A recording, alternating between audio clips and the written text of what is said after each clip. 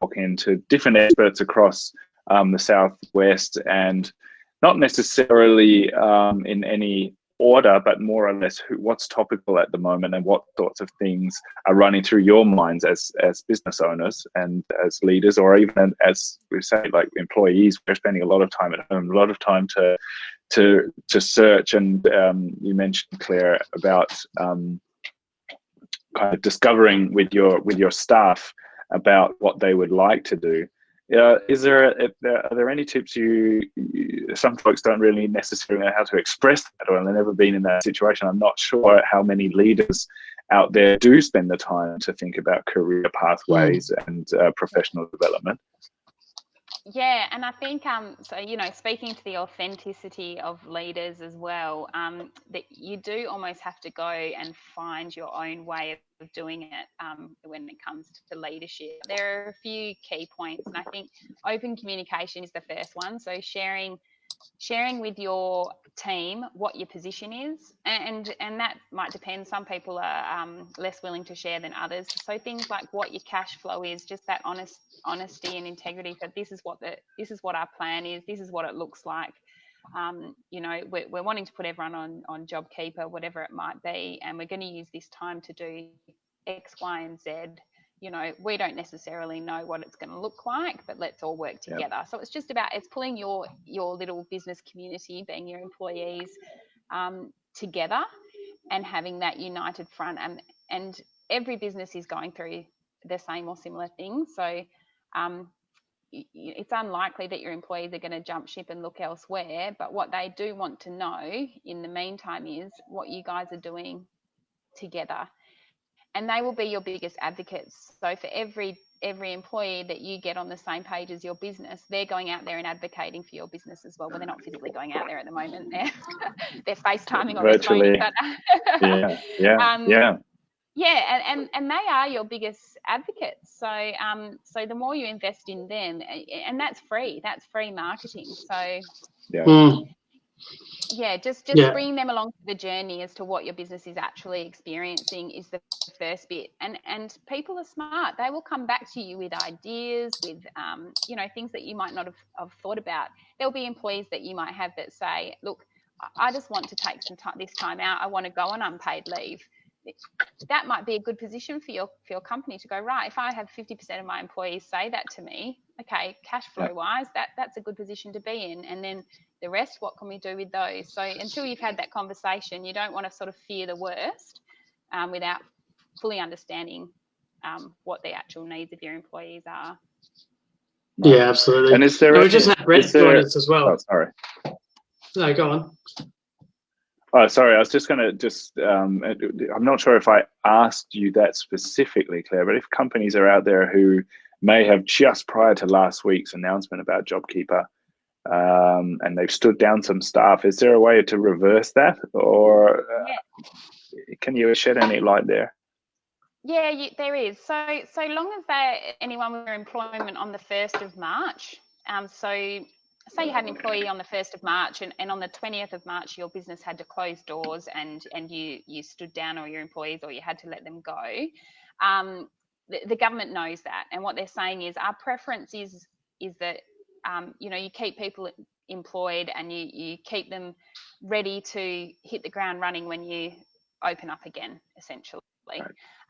So yeah, absolutely. You can say, well, hang on, whoops, I made I acted because that was the position at the time, and now I need to change that. So you re-engage your employees, and then so long as you're paying them that $1,500 a fortnight through your business, then you can get the JobKeeper's payment. Yes, so absolutely. Even if you've let them go, even if you've made them redundant, you can still re-engage them. So I think that's some great information as well for those, not only from the business owner's points of view about reaching back out to your staff as well and re-engaging them, but as well if you have been stood down in the last weeks, do ask the question of your employer, because there are ways and means. And I mean, ultimately, this is another way of maybe reducing the strain on the social system that you don't necessarily find yourself in limbo. Also, once doors do start open, that you don't remain on the jobless market as well. Yeah, absolutely. And it gives people a bit of meaning and a bit of purpose as well. It's nice to be attached to an organisation, and that's a bit of what I was talking about before. Bring them along for the journey. Make sure even if you've closed your doors, you can still have a get together once a week or whatever it might be. It doesn't need to be much. It can be 10 minutes, just touch base, how you're doing, or you bring them around individually. Just keep that connection going is good for mental health and that sort of thing. That's right, and we've talked a little bit about that as well. In the past weeks, we've had some sort of wellness specialists on there. Karen from Wellness Unwrapped. We've talked about the importance of maintaining routines, and that those are a lot easier to do it when you have a team and you do have your company of people, and it does people may underestimate themselves, their position, as we were just talking about leadership earlier. Don't underestimate the position that you're in if you are a small business or a medium business or any organization owner or leader, because the connection that you're offering folks and the purpose that you're offering folks is nothing much that or nothing to be sneezed at, really. I mean, we have maybe developed in recent times, not necessarily blasé, but different attitudes towards work and our relationship to our workplace as well. And you'll see how much purpose is offered to a person through their work. Not to be pushing workaholics or workaholicism or anything like that. It's got nothing about that, but it does give you the drive to get up in the morning and give you that purpose and that feedback as well that you need. When you're in these times of isolation, you're not going to get validation from many places. I do like the notion of ikigai that the Japanese, there's kind of baked into Japanese culture as well, this notion of having a purpose. It might be centered around what your work is, but the essential notion is doing what you love, what people need, what people will pay for, and somewhere in the middle is kind of your ikigai. And that's a nice little exercise as well. If you're flicking around now during your lunch break and you're wanting to look something up, look up ikigai. And that's a nice concept, and it's a nice little exercise as well to do for yourself, so that you can go to your employer and say, hey, this is what I'd like to do. This is what I'd like to maybe change my career direction towards. Matt, you mentioned we have Brent. I didn't catch his last name, also on the line. I don't see him here, so I've just Brent Burns, he's just dropped out again. So we'll have to fix that technological issue with him and get him on another week. He's definitely keen to talk to us about the agricultural space and what's happening in that area. And I just had a brief discussion with him about, he's got a lot of people coming on residentially in the short space, everyone wanting to get out there and do, the agricultural work, and then the commercial space is really ramped up as well, especially up north. So they service all of Western Australia. So it'd be good to get him on board at some point. So which company is that? Landsave That's Organics. Landsave Organics. Okay. Yep. Right. I'll definitely look that up, and we'll definitely have Brent on, because it'll be interesting to talk about the sort of the essential service and the work that the ag farmer and agricultural industry is doing for us. Obviously, the supply chain there is also deemed essential service. So we have a lot of workers out there. Have you seen that there's also the website, isn't there? Food. There is a federal government jobs in WA. Right. So I think the federal government's done some good work in that space in terms of trying to match where there's a shortage of skills with obviously there's a skilled workforce without meaningful work at the moment. So there is a website where you can register your interest, which is good to get on and do that, either if you're an employer seeking people or employees. Yes. And I can see if I can find it if you like, so I can pop the there's that link. jobs in WA food and ag .com, and then there's definitely one there, and then they have the job seeker. So whether you have skills as well that you could use, things like having your forklift ticket or something like that, that's highly valued right at this point. And then there obviously the unskilled as well, where we need it's getting into citrus season, I guess, so we're going to be needing to harvesting citrus fruits as well. So there's definitely, especially down here in the southwest, there's likely going to be a few resources required there. I just put that into the host chat there, Matt. I don't see that coming up, and whether the comments are on at the moment, I'm not sure. They are, yeah. Yep. Yeah, I popped one in there as well, which is actually it's a federal government jobs hub. So I think the state government would be great for obviously local food production, which we're seeing a significant increase in. So the demand is absolutely there for, I guess that bit more unique type service. So we're seeing businesses like milk and bread deliveries, home deliveries. So the old-fashioned, milk bottle, glass jars. That's great. Make a cake. Exactly. And things like that, or fruit boxes or pre-packaged stuff where there's minimal handling. People don't need to go into supermarkets as such. There's a preference out there for home delivered goods, and we live in such a rich produce area that we're very lucky. We're very lucky to have that option. So for the businesses out there that are wanting to work in those areas, there's definitely options. And that's an interesting one if you're a business. Sorry, Matt, I just had a little tiny junction there. Just because I got to chat with a couple of different food producers, I guess. This was a local producer who definitely has a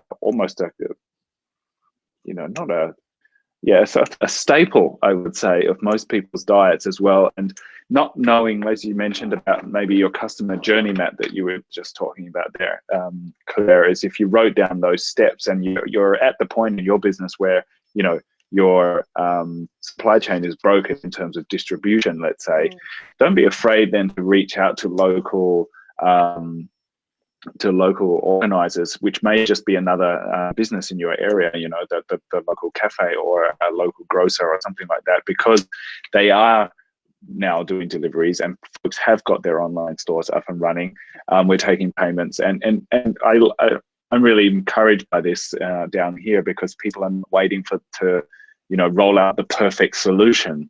It's kind of like good enough is we go live with it, and good enough is work, and we use the workaround at this time, which might mean, credit card payments are taken over the phone, even though you've placed an order via some sort of email or a commenting function.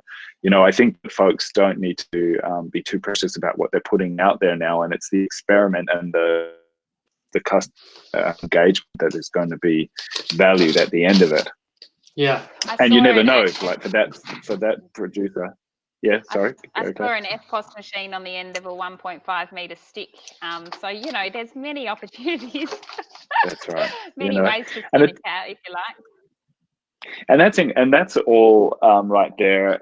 Interesting things that you can talk about with your social media, right? And that's also the way to engage your customers right now. It's funny. I just wanted to throw over to Matt there to let him see if he had a comment, but he's shuffling a few papers there. No, I was just my pen ran out, so I just wanted to touch base just quickly on what you were talking about in the getting stuff out there. And there's this saying, GETMO, so good enough to move on. And if you've got and what happens is you've got time. So I just want to get a pen to explain like your time and efficiency curve, even though it's mirrored. And it's like if you buy a suit, there's a certain point in time where you get to say the $1,000 mark, and the suits generally become the same quality, and you can't really sell suits for much longer than that. So the more time you invest in it, the less efficiency you actually get. So if we can look at getting these things out to market quicker and bending that curve, so we're actually spending less time but getting more efficiency out, you're going to have a much better outcome, especially in the situation that we're in now. And I think the GETMO, good enough to move on, will help businesses to push what they've got to market with the resources they currently have, without creating this big shiny thing that we're trying to perfect. When right now people just need help and people just need community. And there's so much creativity and expertise in the Southwest.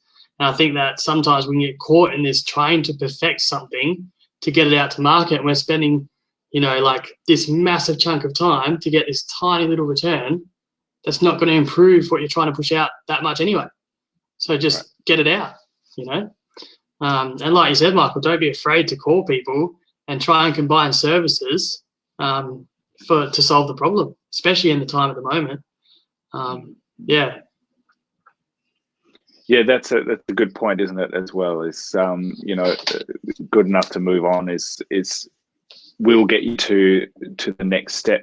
Every step that you do make forward is or does change all of the options and all of the perspectives that you do have laying in front of you. It's a bit of a question that I thought we could open up to the public if we had any there about sort of disruptions to supply chains. Is that something as well that has come up a little bit in the discussions that the Business Advisory Service have been fielding in recent times, Claire? Yeah, it has been. I think especially with some of the things like the closure between the intrastate closures and interstate closures, I think are making people very nervous. I think that the government is very aware that that the supply chain is something that needs to keep going. So I think that appeases a little bit of the anxiety around that, is that some of those concerns, they are being heard and they're being actioned very quickly. So information is continually coming out. But what we're seeing is where businesses would usually look beyond the local market, that they're starting to focus more on a specific local market to see, to try and I think it's a twofold as well. It's because that's an easier target market at the moment, but also that sense of community is very strong at the moment. So keeping resources local. So I think that's twofold, but absolutely, and it's quite unique to different businesses, to be honest, the challenges there. So we're happy to work through with people, and we can also feed back to state and federal government what we're seeing in terms of what's hindering small business or medium-sized business at this point in time. And they're being very quick to respond to things. So some things that we've raised with them around leasing, around franchising have gone back very quickly and have taken that information back. So if you are saying stuff, we're happy to field it, and we're happy to feed back up the system. And that is great, and that is a good point actually about the different agencies. For example, obviously you've got your private industry agencies and your service providers. Folks like Matt and Loop 2 can definitely help folks when we're talking about brand positioning and social media and how to sort of make an online presence in this time. But the agencies, for example, that you and I work for, Claire, as well, this is a little bit, it is a two-way discussion going on between government agencies and agencies that are helping out businesses on the front line down here, such as the Chamber and IPS.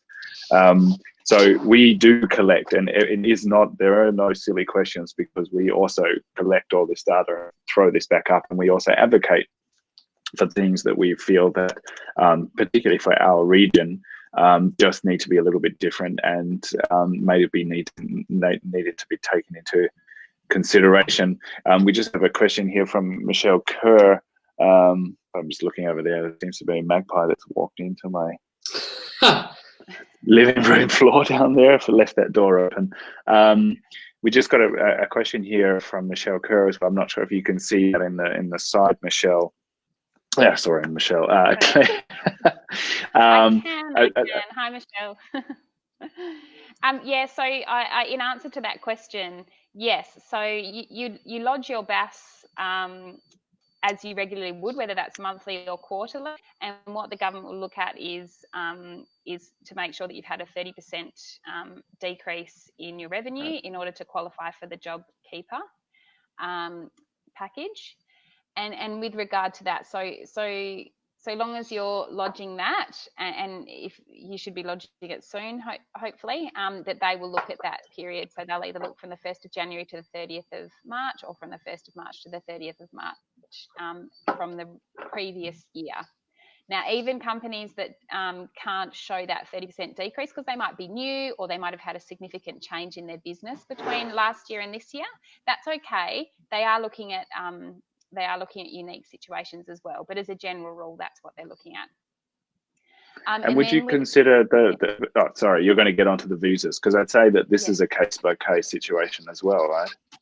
Yeah, so at the moment, what the government is saying is that Australian citizens are absolutely eligible, and the holders of permanent visas and certain visa holders are also eligible as well. So it's probably not as simple as saying yes to all of them, but again, we're happy to work with each unique business to sort of have a look at their set of circumstances, if you like, and be able to advise as to what they might be eligible for. So happy to help anyone offline as to look at. But yes, there are certain visa types or visa classes are eligible for that payment as well. And it's good to establish that first up, because you do need to pay it, and then it's reimbursed to you. So you need to keep paying the $1,500, which per fortnight. And then the government will reimburse you in that first week of the following month. And Michelle raises a good question around cash flow, which is another issue that we're coming up with. We're fielding quite a lot of inquiries for with businesses. So obviously that sits on you to have some cash flow there, which Michael, we were talking about before. And not every business has that. There are some government sort of low interest loans that are available that might be something that you want to look at. But I think each business really needs to sit down and look at what their position is and make that assessment based on, a bit of a risk assessment as to what your business is going to look like in 3 months, what your business is going to look like in 6 months, and make sure it's the right decision for your business at that time. And that's a good point there. Sorry. Yeah, Matt, I kept on. You were about to jump in. You should ask. No, that's okay. I was just going to ask Claire if you've had many businesses sort of sit down with you guys and say, right, this is my position, this is the staff that we have. And I guess taking it back to the hospitality industry a little bit and saying, well, we've got all these wait staff that we have to lay off. Can we repurpose them? And if we do that, how do we upskill them? Is that something you'd advise businesses to have a chat to you guys about? Yeah, absolutely. And if you can get onto the JobKeeper payment, it's a great opportunity to still have purpose for your staff, while not necessarily having to have the income coming in to be able to pay the wages, because the government is subsidising them. So it is a great opportunity to do that. And how you structure that training or that skill enhancement will depend on on what your position is, what skill you're trying to train them in, how much access to cash you have, if it's a skill that requires a financial investment, or whether it's you can get a bit creative with how you train people. But absolutely, I would recommend that. The more meaningful and purposeful people can be at a time like this is a great contribution, so long as they're willing and able to take part in that. So if you're wanting to retrain a team, there is a certain element of, are they capable to do that? What does that competency look like? How much time do I expect them to be actually achieving that job? So there's a bit of work involved in that. But, I mean, we've got time, don't we? We have a little time. Yeah. And you mentioned there as well about taking that time to look at the business and maybe looking at the options about adapting.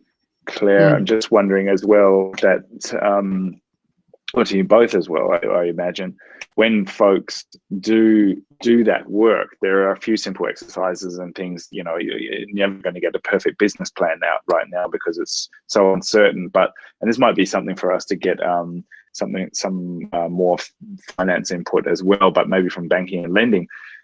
Go and have a chat to your bank.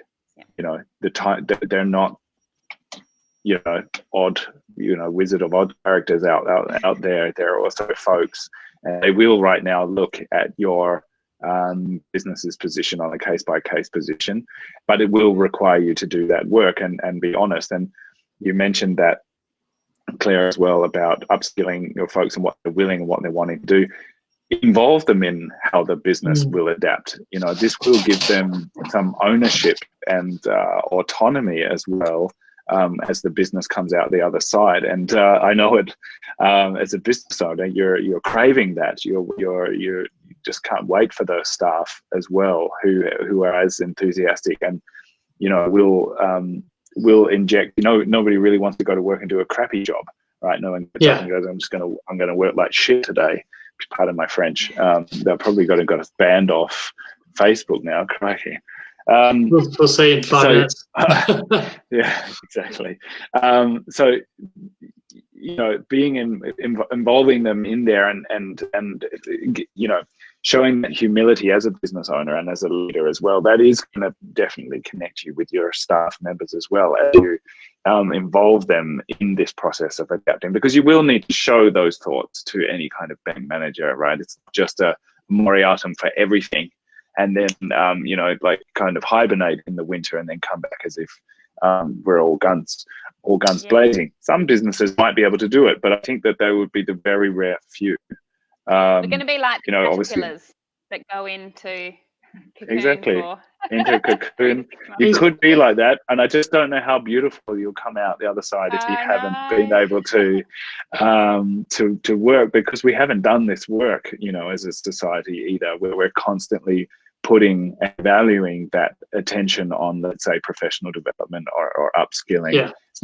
It's not been added into the way that we do business, and I don't know too many leaders that definitely take that stuff seriously, unless you are working in a larger organization and a huge corporate environment, which needs to have some of those processes in place. But for small businesses, for NGOs, sometimes these succession plans and these career pathways are not laid out as clearly as they could be. And business owners sometimes don't get into business because they want to be a business owner. They're usually the guy who had the great idea, or the girl who had a great idea, and now they just find themselves running a business and managing people. And I think that there is a lot of support that we can give those leaders and those managers as well, because they're also shooting from the hip a lot of the time as well.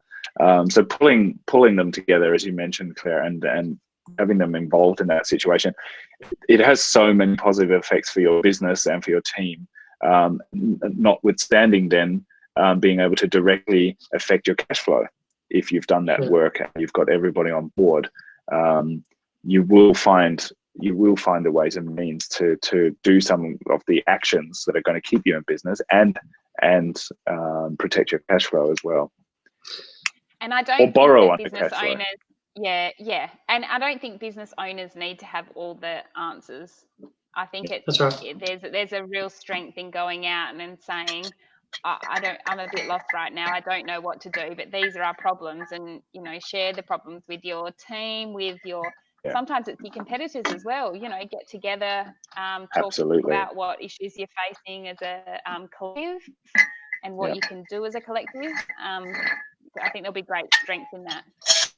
It's interesting about competitors. I don't know. I didn't get into that again, Matt. Sorry. You go, mate. I just wanted to talk about those industry-specific, banding together. I mean, we're going to start at the Chamber as well. We'll start in the next week a series of workshops, online workshops that will be industry-specific, because sometimes it's not, or it's very hard to talk to businesses that are not in your industry, and they might not, or it's hard to at least have empathy or understand fully what another business is doing. I think there's great inspiration at looking at other businesses and other industries, but in these times as well, sometimes we're just probably needing to have that feeling that I'm not the only person in this situation. And you have that a lot more when, if I'm a butcher, then I chat to another butcher. We know exactly what the what the problems are. So we're going to be starting to run that. So look out for those series of workshops as well. And that'll be a collaboration with a few different agencies, as well as then IPS. Matt, I know you were itching to get in there. I just jump and pass that back to you. I just wanted to reiterate what you're saying and reiterate don't underestimate the power of a think tank and taking it to your staff and taking it to your team and taking it to your networks. Don't be afraid to reach out to those referral partners and say, let's get together, let's have a think tank, because we're sort of in uncharted waters here, because everyone is in uncharted waters. And I urge people to not operate from a place of fear, but operate from a place of, this is a business challenge that we need to overcome. I think you said in the first episode, Michael, that the hardest thing about being in business is staying in business, and at the moment it's got to be, this is a challenge that we have to overcome. What are we going to do in the next 3 to 6 months to overcome those challenges and bring people in? Because people have ideas. At the core of it, people have ideas. And the leader of the business or the leader of the company or whatever position that you may have is just that. It's a position that's where you are. But the people around you have good ideas that will help get you through as well. So don't think that because you're the owner of the business, you have to have all the answers, because you absolutely don't. So I just wanted to reiterate that point as well, that amazing ideas can come out of think tanks.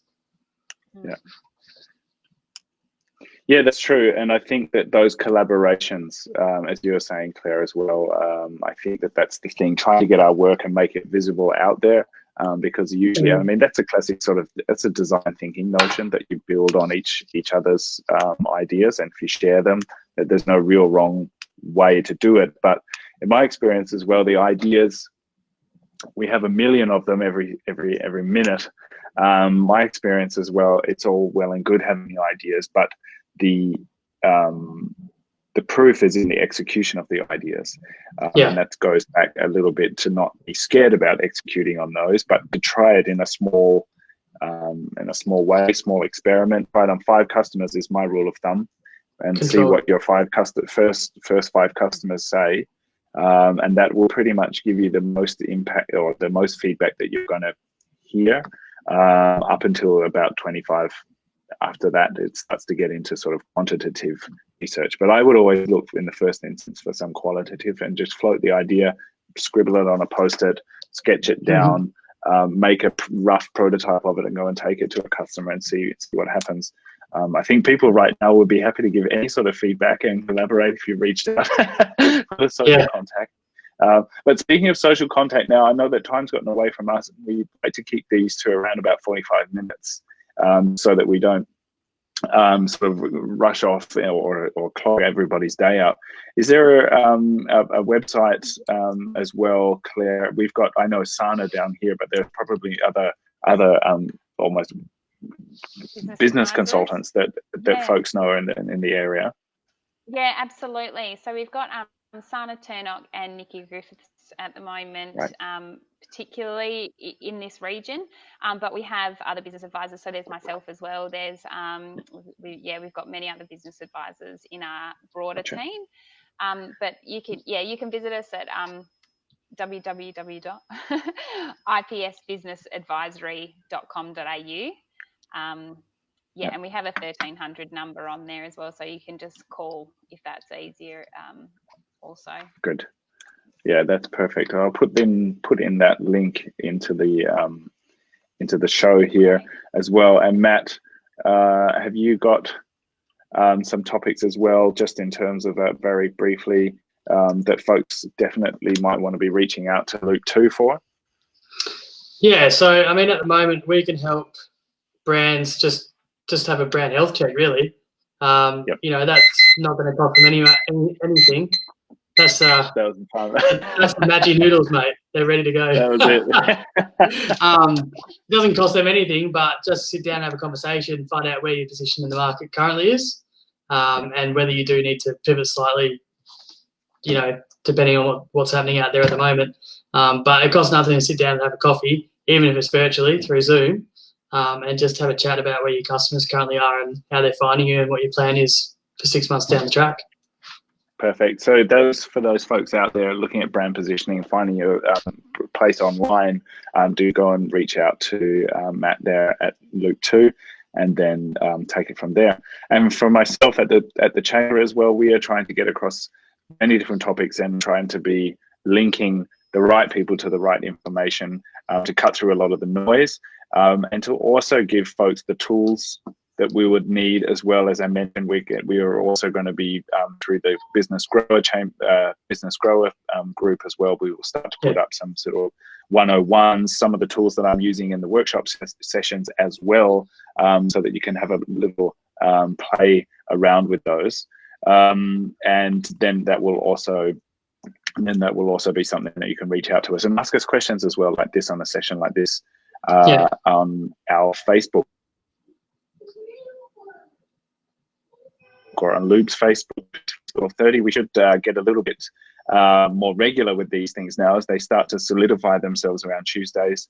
And we've typically tried to get folks on here, expert panels. If there are folks you would like to ask questions to out in the community, let us know. We will reach out to them and we'll invite them onto this show, so that we can make sure that we talk to as many people as we can who can shed some light and help give us a signal amongst all of this noise. Absolutely. Cool, Matt. Well, I might sign off because my timer went off. And then I'll chat with you both in the coming days as well. And for everyone else out there, be healthy and chat with you all soon. Absolutely. Having me. Thanks, guys. Thanks so much, Claire. Thanks so much. Chat to you soon. Bye. Hooroo.